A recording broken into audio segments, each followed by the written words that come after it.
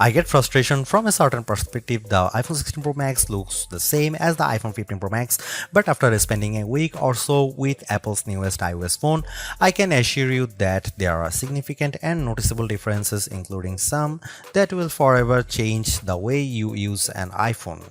First, this phone is bigger. The titanium body is slightly larger and 6 grams heavier than the iPhone 15 Pro Max. The screen is a hair's breadth away from 7 inches, but the Super Retina XDR OLED screen is larger not just because of the chassis.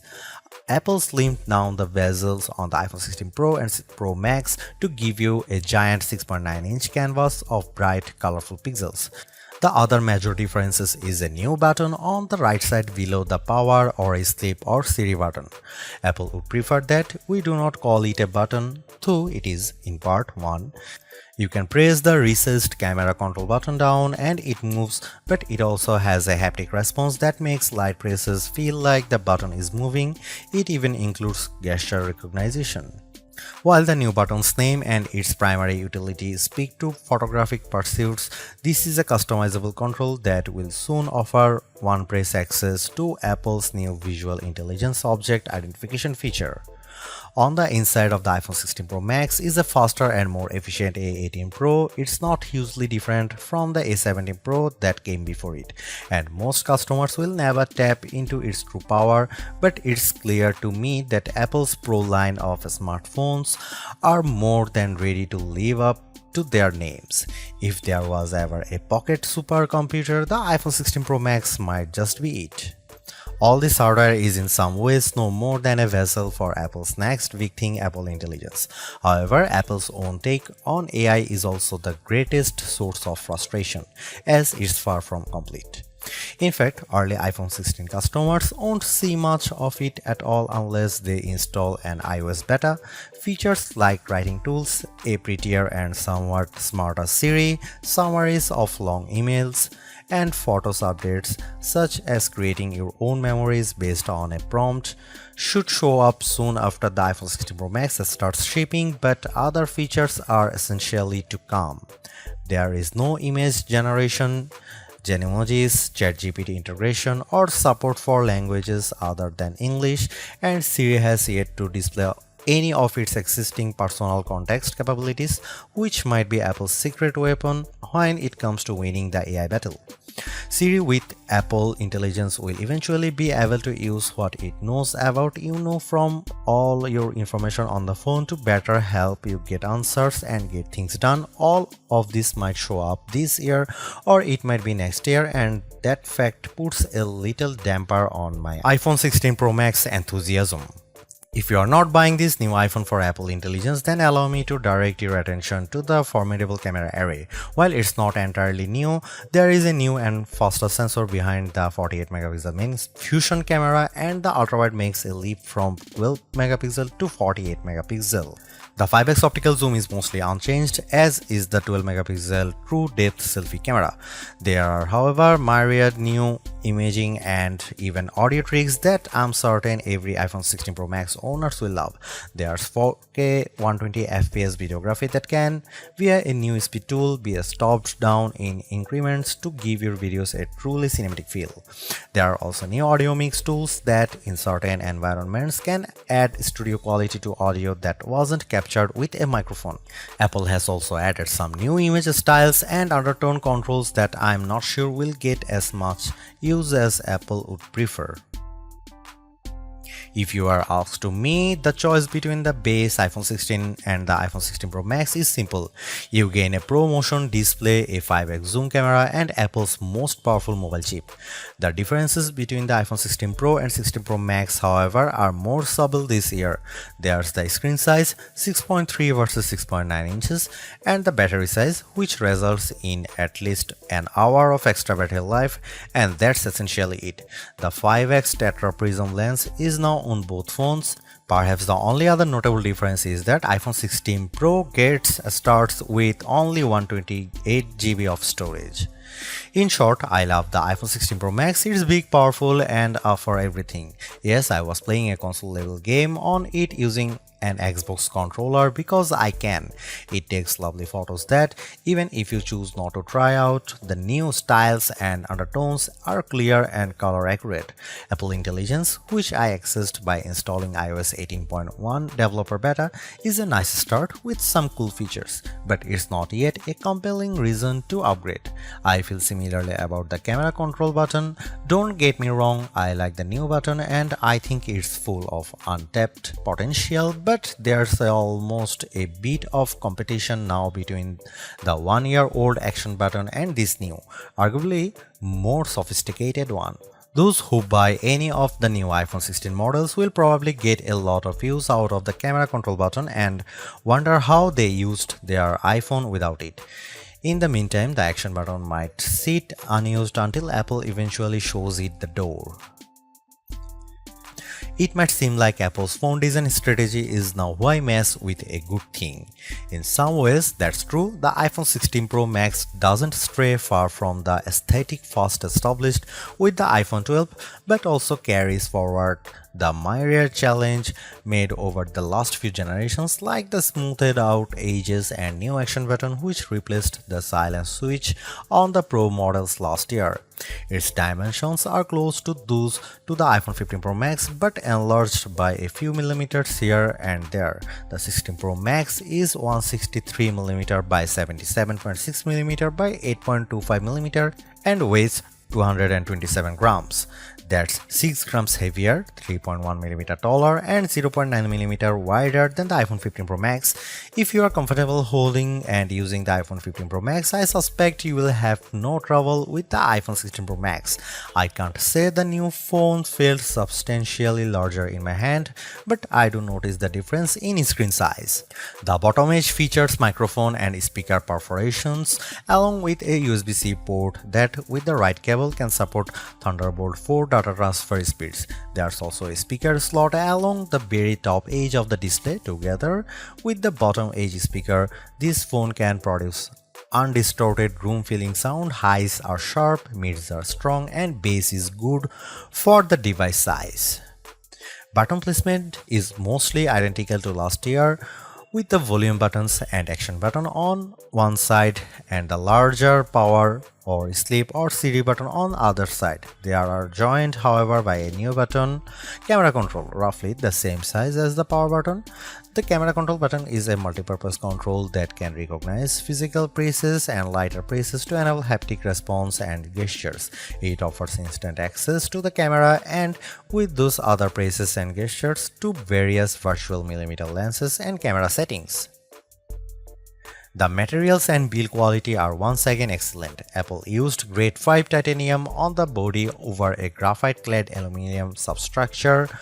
Apple has also upgraded its ceramic shield, which may make it less susceptible to cracks and scratches, although I was quite careful with my 1TB desert titanium test unit, so I can't say for certain if this is the case. Okay, I did get it wet, purposely running the IP68 rated iPhone 16 Pro Max under a garden sprinkler. It was fun to watch the screen activating as it was touched by 1,000 tiny fingers when it was just water droplets, but the phone was otherwise unmoved and unharmed by the deluge.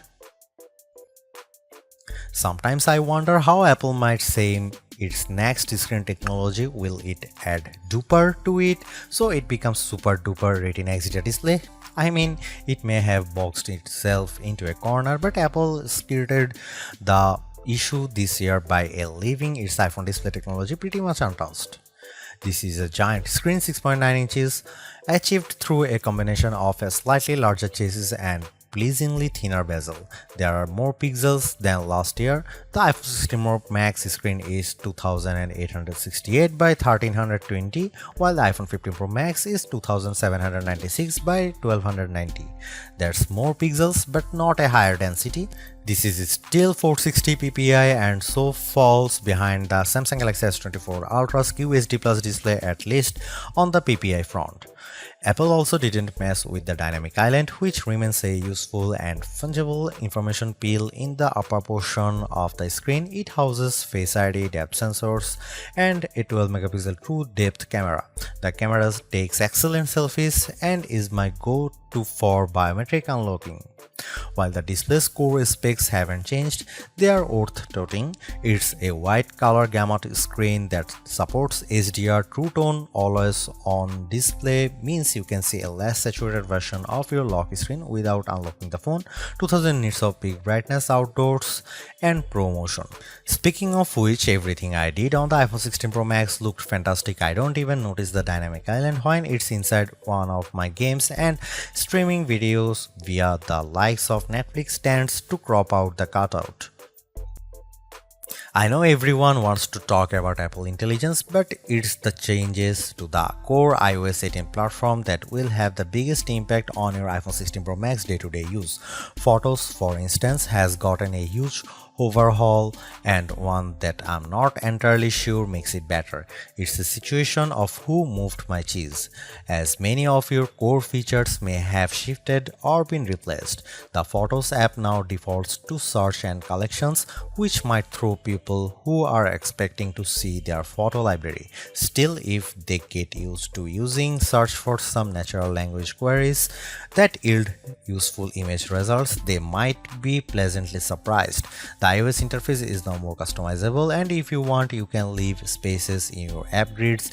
You still can't place an app icon in space that, say, straddles two spaces in the invisible grid, but I think people will appreciate this new level of flexibility. Apple seems a bit obsessed with summarization. Summaries exist in writing tools and in the new Safari, which has a slightly hidden highlights feature. Look for a tiny hamburger menu on the left side of the address bar. You can use that to turn it on, and it will take, for example, a lengthy New Yorker article about Ronald Reagan and condense the thousands of words into a paragraph summary. Impressive. So I worry that such a boil down might leave out important nonsense. There's even a new passwords app that consolidates and surfaces all the password feature Apple has previously hidden in features like keychain. Now you have an easy to access app to manage sometimes confusing password and security word. One of my favorite new iOS 18 features is Math Notes. Inside Notes, you can scribble any question, and when you put an equal sign at the end of it, Math Notes automatically solves it and writes the answer in what will look just like your own penmanship. It's a smart bit of machine learning. None of this is as sexy as Apple Intelligence, but this and the myriad of other changes coming with iOS 18 might be more readily practical than what you can currently do with Apple's AI efforts. Apple's 13-year-old digital assistant has burst out of its floating bubble, and now when you summon it, takes over the whole screen. I switched between calling Siri by name and using a long press on the power button to call it, and each time the entire screen was encased in a beautiful multicolor glow. The display almost appears to flash when you press that button, and when you make your request, the screen pulses in response. Siri really seems more alive than ever.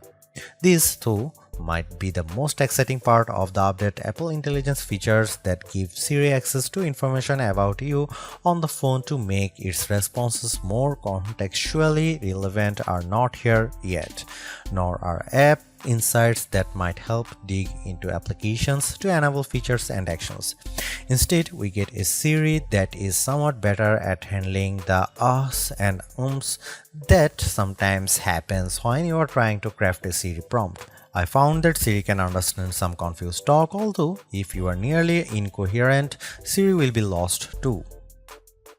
Siri did well on some question and was effective at opening the FaceTime camera when I said I wanted to take a selfie. It also did well when I asked how I could share my Wi-Fi password, returning a concise step-by-step guide. One other nice Siri update is the text to Siri. All it takes is 3 taps on the bottom of the screen to open a Siri window in which you can type in your prompt. It's a nice, discreet way of getting the answer or help you need. Writing tools, which you can find when you type text in notes, emails, or messages, offers to make your writing better in a variety of ways. I'm a confident writer and communicator in email and messaging, so AI assistance in these tasks doesn't appeal to me. There are 2 millions who feel otherwise and may find these tools useful.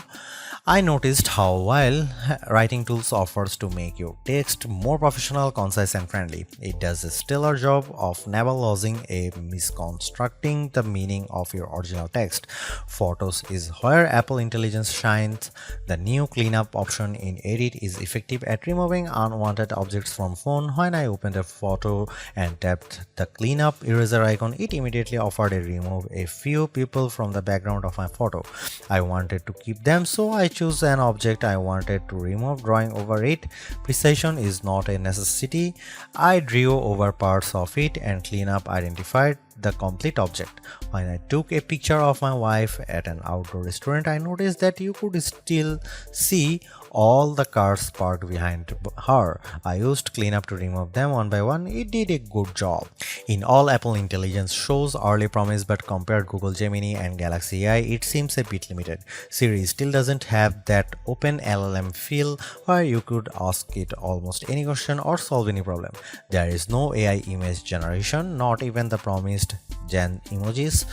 It's still an English-only tool, and the promised third-party integration with ChatGPT and potentially Gemini have yet to materialize. It's a good effort, but this version of Apple Intelligence is not the one that will spark a billion upgrades.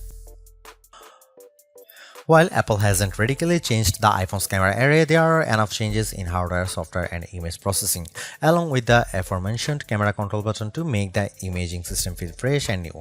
On paper, we have just one notable megapixel upgrade, the 48 megapixel ultra-wide camera, which will not only improve wide-angle shots but has a measurable impact on macro quality.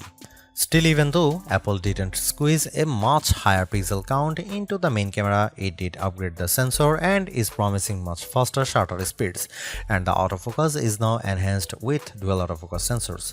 These are the kinds of incremental changes that should improve both the experience of using the quality delivered by the main camera sensor, but they are also hard to measure. More on that in a bit. The 12 megapixel 5x optical zoom is essentially unchanged from last year's iPhone 15 Pro Max. The biggest news here is found not on this phone but on its little brother, the iPhone 16 Pro, which also gets the tetra prism lens. Last year's Pro model was stuck with a just 3x optical zoom camera. Similarly unchanged is the 12 megapixel FaceTime camera on the front. Here are some camera samples of iPhone 16 Pro Max.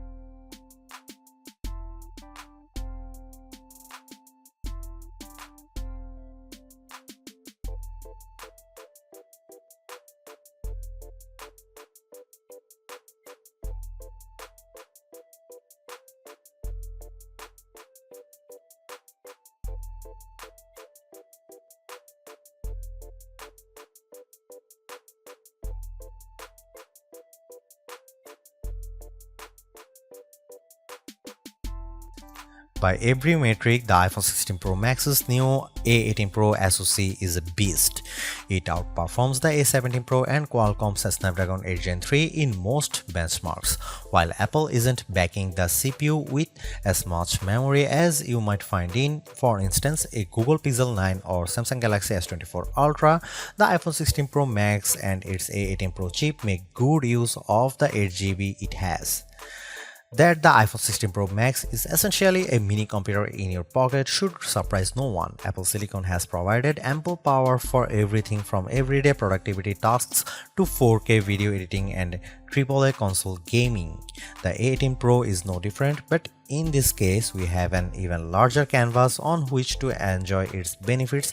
I'm not sure I could find a task this phone couldn't handle.